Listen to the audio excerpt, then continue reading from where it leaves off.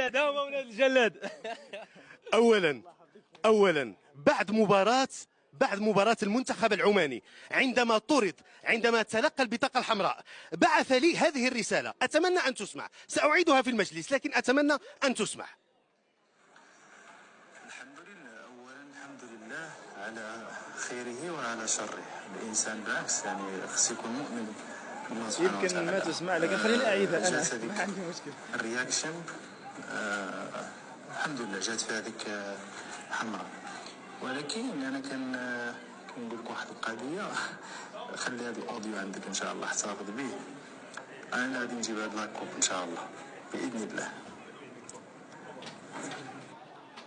هذا هو الصوت بعد البطاقة الحمراء. قال لي أشرف سآتي بالكأس للمنتخب المغربي بعد البطاقة الحمراء، يعني بأنه سيغيب لأكثر من مباراة.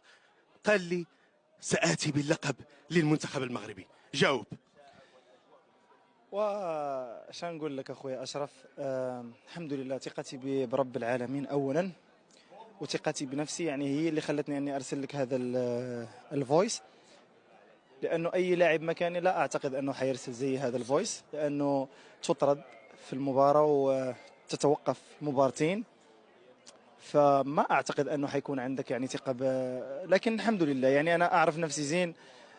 عبد الرزاق من اول يوم في حياتي وانا اثق في نفسي، فهذا ليش رسلت لك الفويس، والحمد لله اللي قلته هو اللي صار، وهذا يعني عطاء من رب العالمين، اشكر الله عليه. يعني أنا أعرف أنك تثق في نفسك، لكن لماذا كنت واثقا للغاية بعد لحظة صعبة للغاية؟ لانه في الحقيقه رب العالمين وضعني في هذه اللائحه لشيء ما، وشيء ما هو هذا اللي صار. يعني ما أعتقد أن رب العالمين يعني بعد السنين العجاف اللي عشتها مع منتخب المغربي، السنين الطويلة اللي ما أخذت فيها حقي، رب العالمين جاءني في 35 على فكرة أمس كان عيد ميلادي.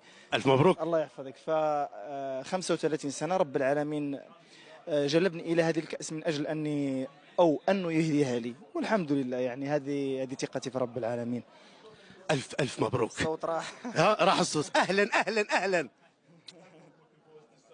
الله يحفظهم لك. اسمهم ريان أمير. الله يحفظهم لك. ألف مبروك. الله يحفظك. عودة إليكم.